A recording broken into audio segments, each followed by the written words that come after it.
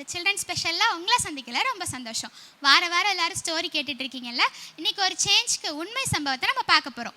இங்கிலாண்டில் ஒரு குடும்பத்தில் ஒரு அண்ணன் தங்கச்சி இருந்தாங்க.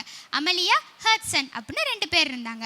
அமலியாவுக்கும் ஹர்ட்சனுக்கும் 4 வயசு வித்தியாசம்.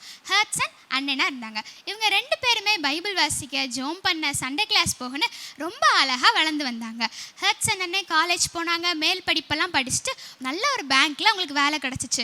வெளி இடத்துல கை நிறைய சம்பளம், நல்ல வேலை. அந்தனே தனியாக வாழ்ந்துட்டு இருந்தாங்க. இப்போ நம்ம கையில் நிறைய காசு இருக்குன்னா நம்ம விருப்பப்பட்ட எல்லாத்தையும் வாங்கிக்குவோம்ல.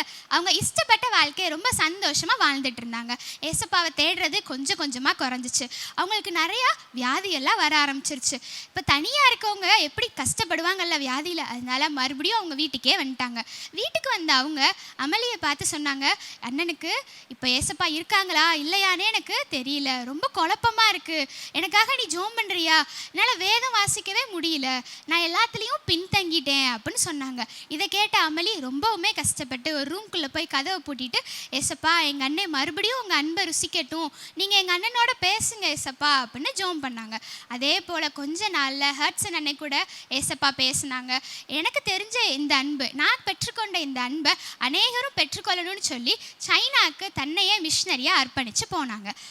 என்ன ஃப்ரெண்ட்ஸ், ஹர்ட்சன் அண்ணனுக்காக அமலியா ஜோம் பண்ணது போல் நீங்களும் உங்கள் ஃப்ரெண்ட்ஸ்க்காக ஜோம் பண்ணிங்கன்னா கண்டிப்பாக ஏசப்பா கேட்டு அவங்களையும் ஏசப்பாவோட அன்பை ருசிக்க செய்வாங்க.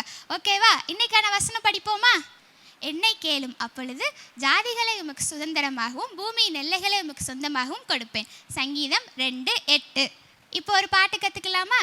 ஜெபிக்கும் உனக்கு பதிலுண்டு, ஜெபிக்க ஜெபிக்க பலனுண்டு, ஜெபிக்கும் உனக்கு பதிலுண்டு, ஜெபிக்க ஜெபிக்க பலனுண்டு, கலங்காதே திகையாதே விசுவாசித்திடு,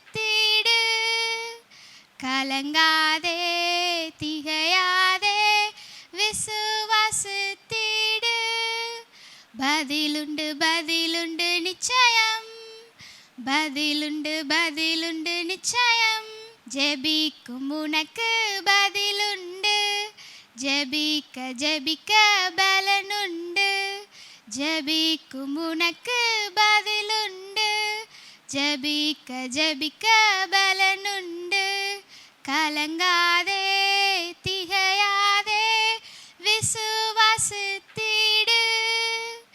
கலங்காதே திகையாதே விசுவாசித்திடு, பதிலுண்டு பதிலுண்டு நிச்சயம், பதிலுண்டு பதிலுண்டு நிச்சயம். என்ன ஃப்ரெண்ட்ஸ், அடுத்த வாரமும் மறக்காம சில்ட்ரன் ஸ்பெஷல் பாருங்க. Until then, bye.